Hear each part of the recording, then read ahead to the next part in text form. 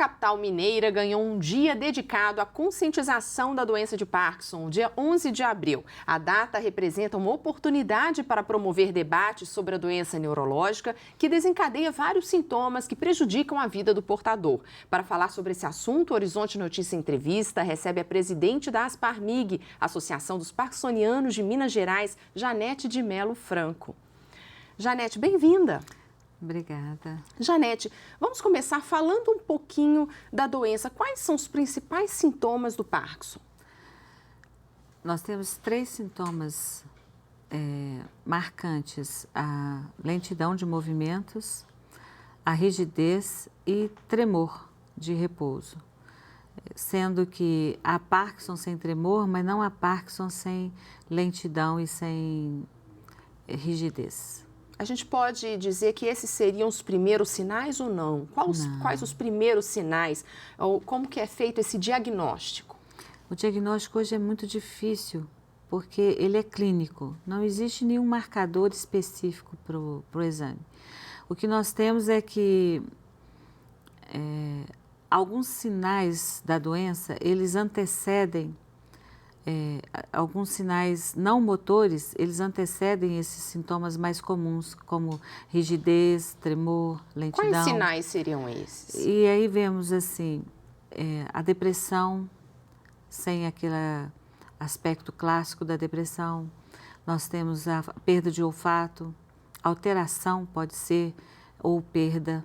Temos a alteração do sono, com bastante dificuldade para dormir, pesadelos muito intensos, muito vívidos, e outros sintomas como dores pelo corpo, que às vezes pode ser caracterizada como fibromialgia, e uma depressão que não tem sintomas clássicos.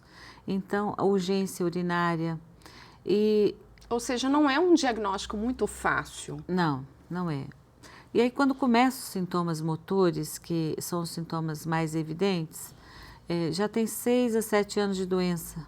Sim. Ela já começou. E já está um pouco avançado, né? Se a gente pensar 6, 7 anos, já poderia... É porque antes nós acreditávamos que a doença de Parkinson ela era uma doença de movimento. E hoje a gente já sabe que não, ela afeta o sistema nervoso central e antes que afete os sintomas motores apareçam, ela já afetou outros sistemas. Então, é muito comum as pessoas também adiarem o diagnóstico. Sim. Ou não conseguirem mesmo um médico que dê com segurança esse diagnóstico. E tem uma faixa etária em que o Parkinson acomete mais pessoas ou não? Temos uma faixa etária.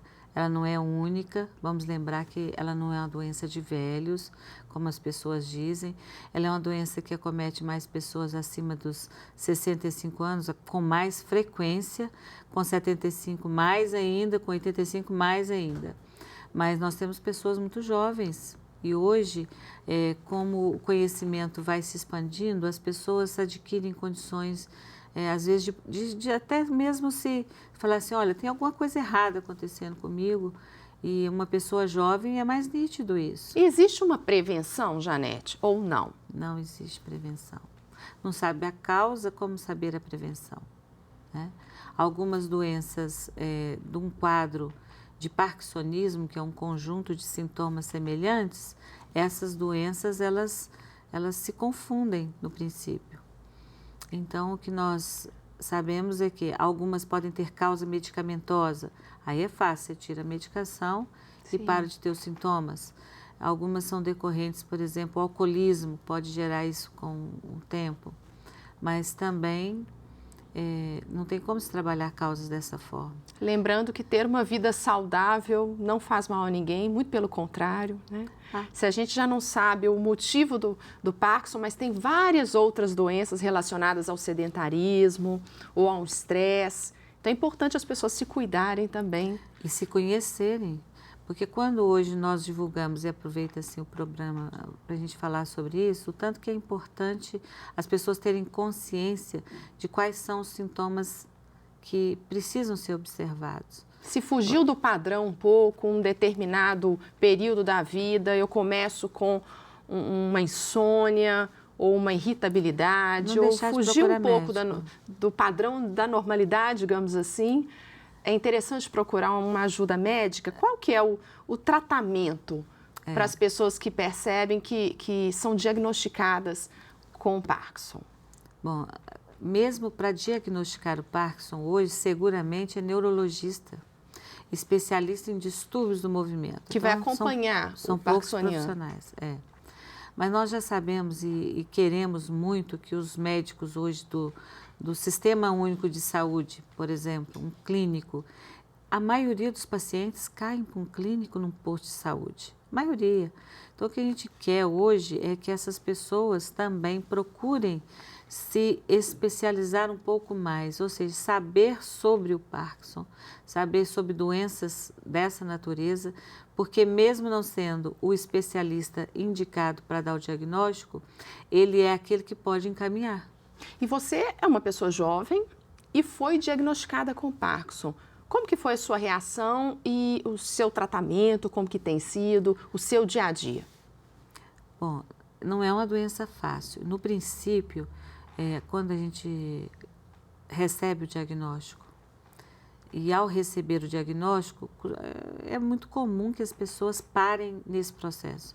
Ou seja, elas não consigam sair do processo, ver se estou com a doença crônica degenerativa incapacitante. É preciso uma aceitação até... E aí vem o processo para tratamento da doença. De revolta e todos aqueles passos que seguem a um diagnóstico dessa natureza.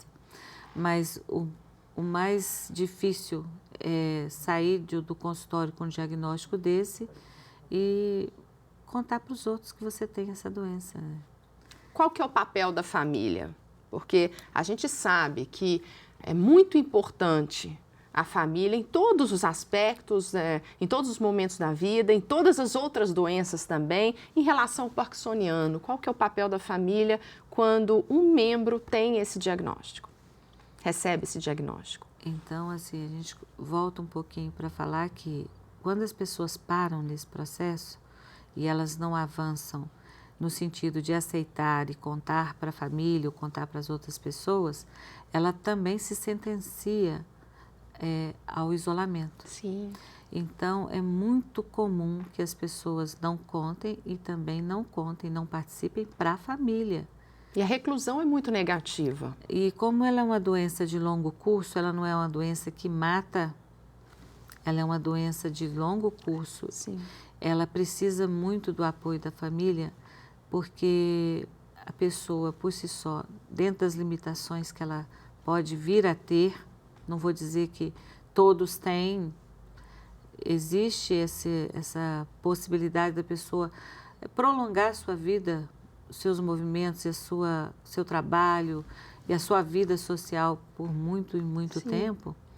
A família tem que reconhecer que ele está doente e que precisa de apoio. Sim. E se você deve apoiar, você tem que conhecer um pouco mais sobre a doença para apoiar. O grande contingente de pessoas que me procuram hoje são filhos ou sobrinhos muito próximos que estão pedindo ajuda para as pessoas que amam. Buscando conhecimento. Buscando conhecimento e como apoiar, porque não sabem como apoiar. E você se envolveu mesmo ajudar. Com essa questão. Como que foi se envolver com esse assunto, a participação na associação? Gostaria que você falasse dessas atividades da associação também.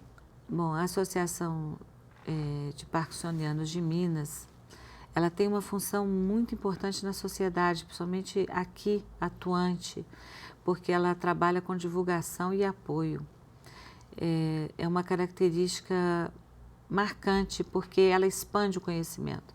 E não é só mais em Minas, ela vai para o Brasil, o evento que ela realiza desde 2012, que é o Run for Parkinson, ele tem essa capacidade de expandir conhecimento por onde ele vai, ele divulga, ele traz atleta, é esse. Volta o olhar da mídia para a doença.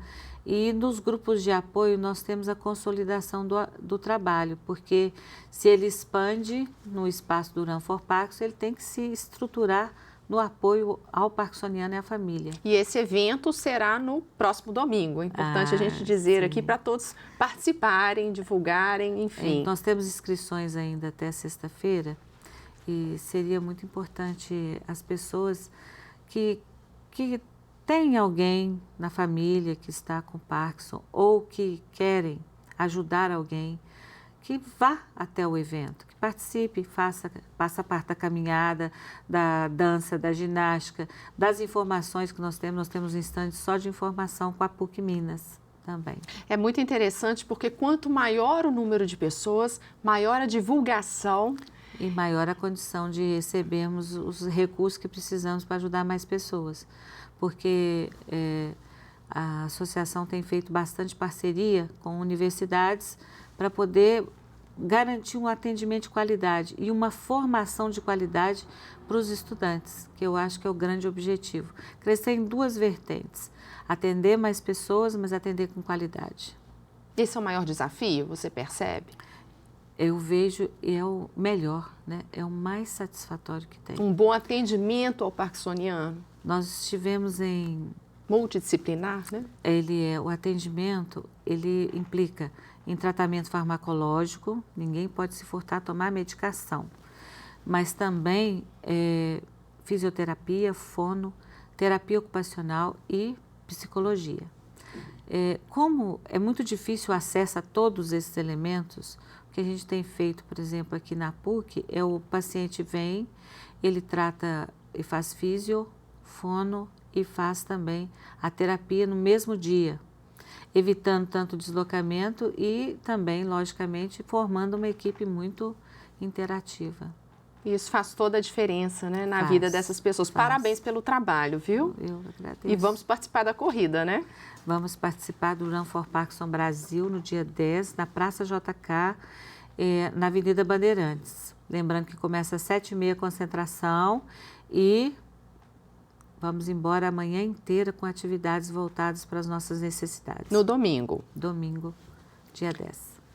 O Horizonte Entrevista termina por aqui. Quer rever o nosso programa? Acesse o nosso site tvhorizonte.com.br. Até a próxima semana.